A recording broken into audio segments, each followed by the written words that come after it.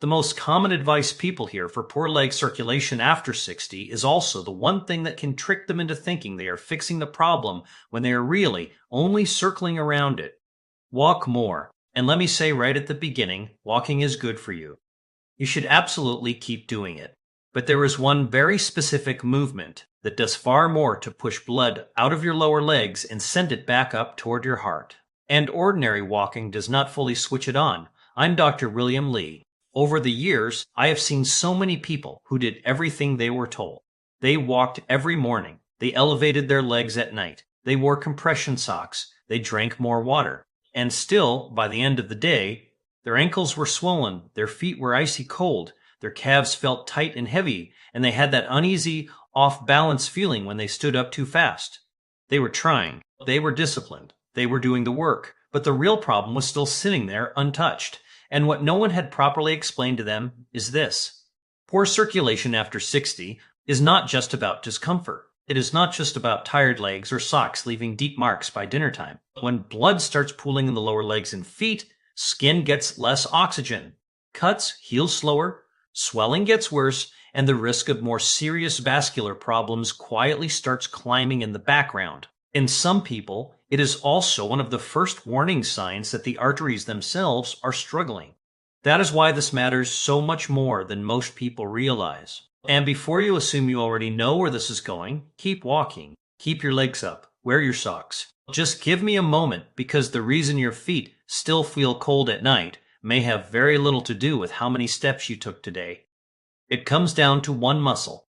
One muscle almost nobody thinks about. And once you understand how to use it properly, improving leg circulation becomes much simpler than you were led to believe. That muscle is your calf. Doctors often call it the calf muscle pump. Some people call it the second heart, and that is not an exaggeration. Every time your calf tightens, it squeezes the deep veins inside your lower leg and pushes blood upward against gravity. Tiny one-way valves inside those veins help keep that blood moving in the right direction, so it does not just fall straight back down towards your feet. That is the pump. That is the mechanism. That is what keeps blood from stagnating in your ankles. The trouble is, what happens after 60? The calf muscles often get smaller and weaker.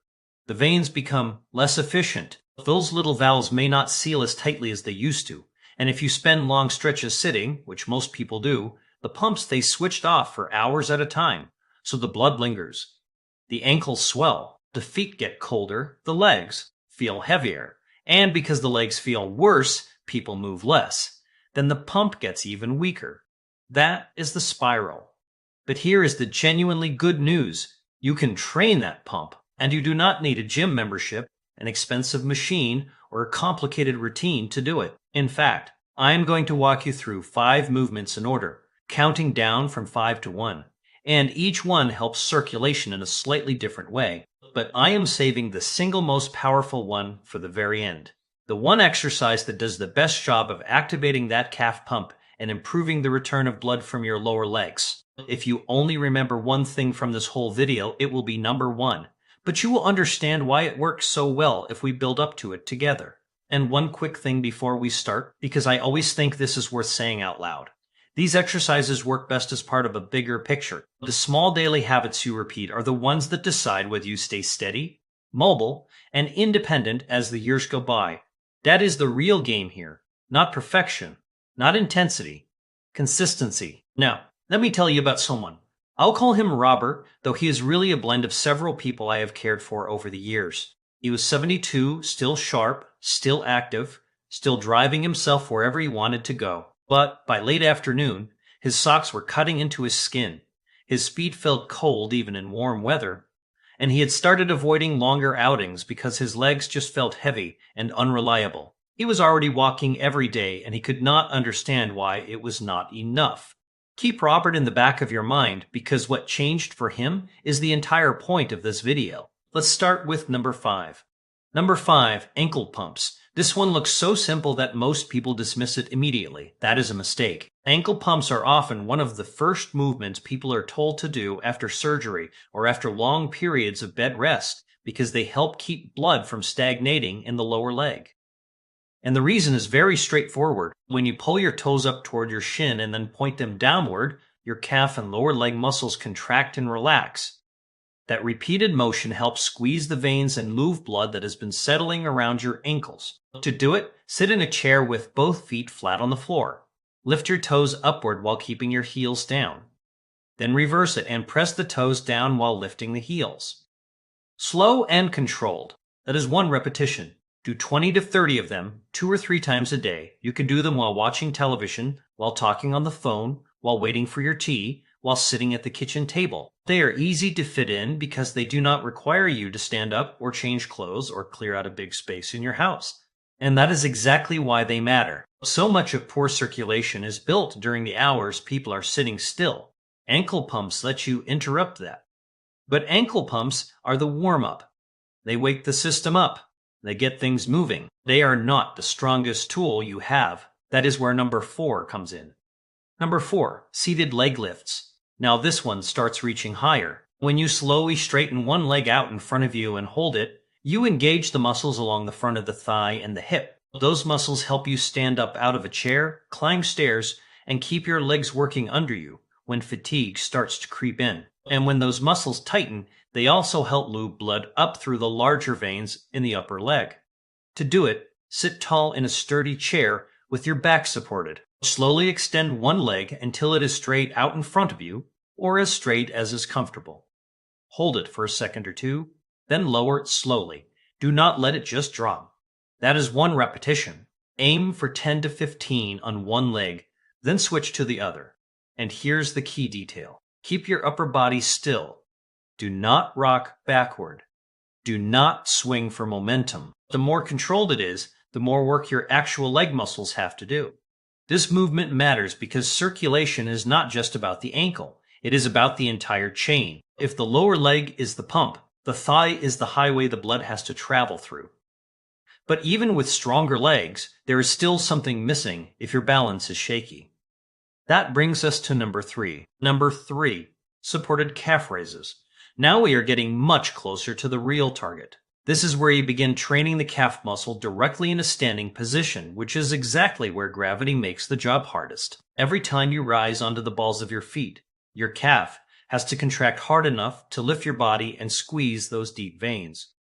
That is the pump in action. To do it, stand behind a sturdy chair or at a kitchen counter. Rest your hands lightly for balance.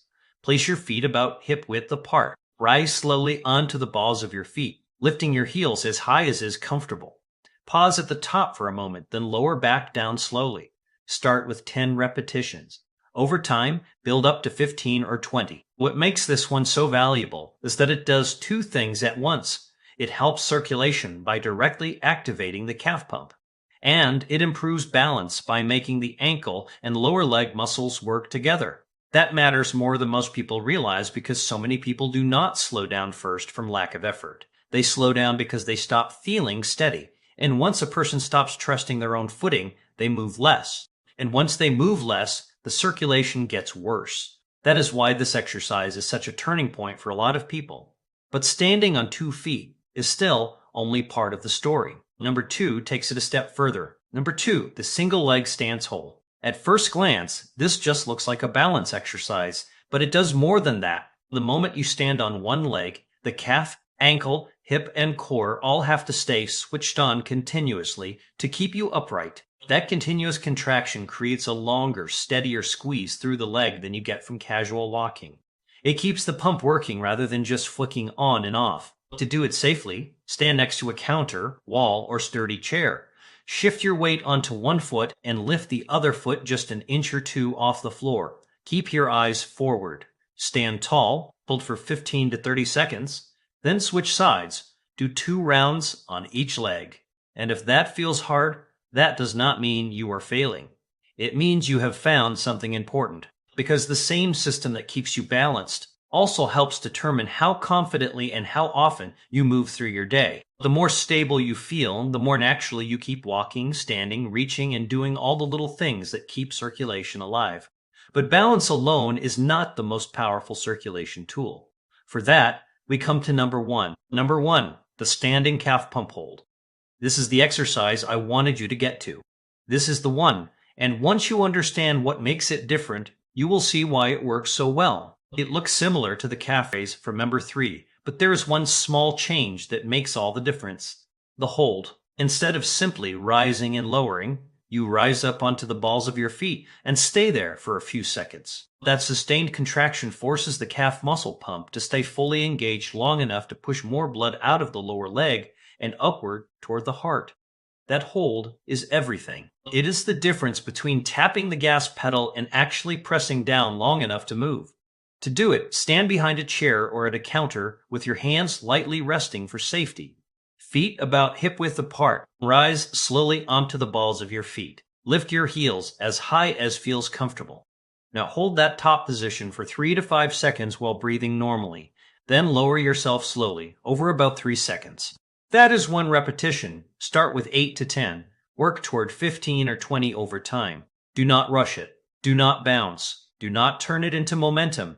The whole benefit comes from that steady squeeze at the top. This is the movement that most directly trains the calf pump to do its job. It helps clear blood out of the ankles, reduces pooling, supports better venous return, and strengthens the exact muscle system that older adults rely on every time they stand, walk, turn, or catch themselves from losing balance. If you made me choose only one exercise for improving leg circulation after 60, this would be it. Not because walking is bad, not because the others do not help, but because this one most directly targets the mechanism people are missing. And this is exactly what changed things for Robert. I had him stop obsessing over step count alone and start doing these 5 movements for about 10 to 12 minutes a day. Ankle pumps while seated in the morning, seated leg lifts before lunch, supported calf raises in the kitchen, single leg stance holds near the counter, and the standing calf pump holds at the end. Now let me be very honest about what happened, because I always want to be honest with you. His legs did not suddenly become 30 years younger. That is not how life works. But within a few weeks, his ankles were less swollen by evening. His feet were warmer at night. He said his legs felt lighter. And maybe most importantly of all, he stopped feeling that little wave of panic when he stood up and took the first few steps across the room. He felt steadier.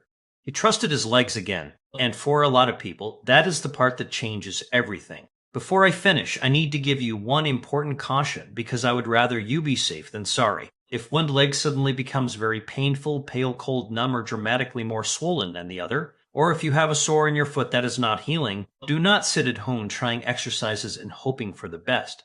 That needs proper medical attention quickly. What I'm talking about today is the slow, everyday kind of poor circulation that builds over time, not a sudden emergency. So let me give you the quick recap. Number 5, ankle pumps to wake the system up. Number 4, seated leg lifts to move blood higher through the leg. Number 3, supported calf raises to train circulation and balance together. Number 2, the single leg stance hold for a longer, steadier, muscular squeeze. And number 1, the standing calf pump hold. The single best exercise here for improving leg circulation after 60. Keep walking. I mean that. Walking is still wonderful for you, and I would never tell you to stop.